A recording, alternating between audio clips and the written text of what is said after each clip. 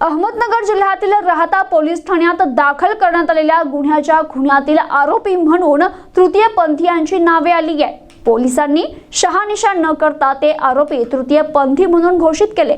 त्यामुळे तृतीयपंथी समाजाला कलंक लागलाय। त्यामुळे संबंधित केसची पूर्ण चौकशी करून आरोपींना पुरुष म्हणून घोषित करावं आणि ते तृतीयपंथी असल्याचा शब्द केसमधून वगळावा अशी मागणी तृतीयपंथीय संघटनेच्या अध्यक्षा काजल गुरु यांनी केली।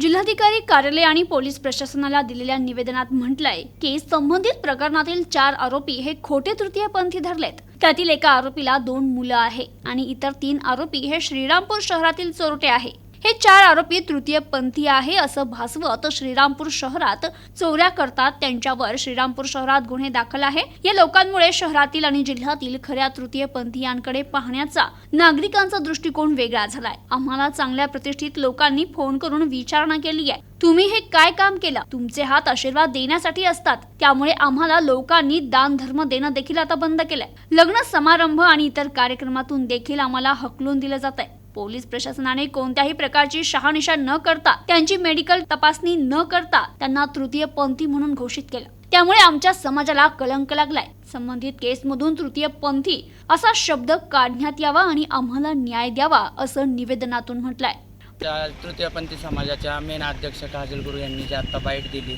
त्यानुसार जसं एखाद्या सरकारी कर्मचाऱ्याने एखादा लाच वगैरे घेतली तर आपण सर्व काही सरकारी कर्मचाऱ्यांना लाचखोर नाही सिद्ध करू शकत ना।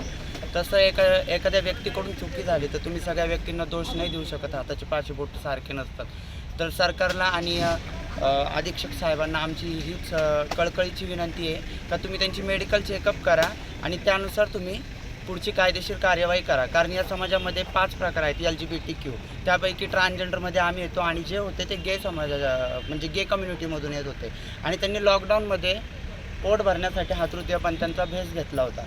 तर आमची पुन्हा एकदा सरकारला पूर्ण तृतीयपंथी अहमदनगर समाजाच्या वतीने कळकळीची हीच विनंती आहे का तुम्ही त्यांची लिंगाची चाचणी करा आणि जे काय असेल योग्य ते तुम्ही कार्यवाही करा। पोलीस प्रशासनाला आमचा संपूर्ण सपोर्ट आहे। जो आमचा मठ आहे त्याचे जे गुरु आहेत यांनी आत्ता पोलीस प्रशासनाला तसेच SP साहेबांना जे निवेदन दिले ना त्या निवेदनामध्ये मूळ एवढेच आहे की आम्ही तृतीयपंथी आहोत। आता मीडियाने या सर्व गोष्टीने ज्या काही प्रत्येक ठिकाणी अफवा पसरल्यात ना त्यामुळं आमचं एक मन खूप दुःखी झालेलं आहे। विनाकारण नको त्या गोष्टीमध्ये तृतीयपंथी असा शब्द भरकटला जाऊ नये। कारण गेल्या 2 दिवसापासून आमच्याप्रती लोकांची मानसिकता खूप बदलली।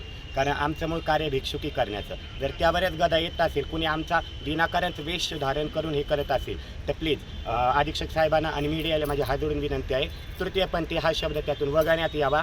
मूळ त्या गोष्टीसाठी अभ्यासासाठी किंवा ते शोधासाठी काही सहकार्य लागलं तर आमच्या मठाचे गुरु आहेत काजल गुरु हे सर्व तुम्हाला सहकार्य करतील। जी 16 तारखेला राहता शहरात जी घटना घडली 302 आणि त्या 302 आलं की तृतीयपंथींनी पैसे मागण्याहून मारहाण करून त्या इसमाचा मयत झाला। तरी ही गोष्ट शाप खोटी आहे। ते जे 4 लोक आहेत ते तृतीयपंथी नसून ते गे आहेत आणि ते गे असून त्यांनी आमचं लॉकडाऊनमध्ये सोंग घेऊन मागायचा तिथे धंदा चालू केला आणि त्या मागण्या धंद्याहून हे कृत्य घडलं। तरी कृत्य घडल्यावर ही पूर्ण जो तृतीयपंथी आली मीडियानी पोलीस प्रशासनाने सगळ्यांचं तृतीयपंथींचं नाव टाकलं।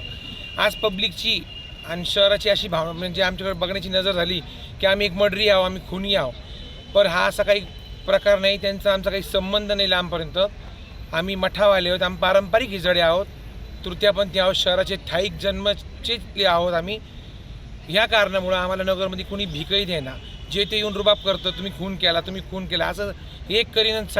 आम्ही आज निवेदन द्यायला आलो SP साहेबांना, त्यांना आम्ही सांगितलं त्याची शहानिशा करा, ते तृतीयपंथी आहेत का त्यांचं लिंगाची जाच करा, मग त्यांच्यावर तृतीयपंथी आहे ते काढून टाका।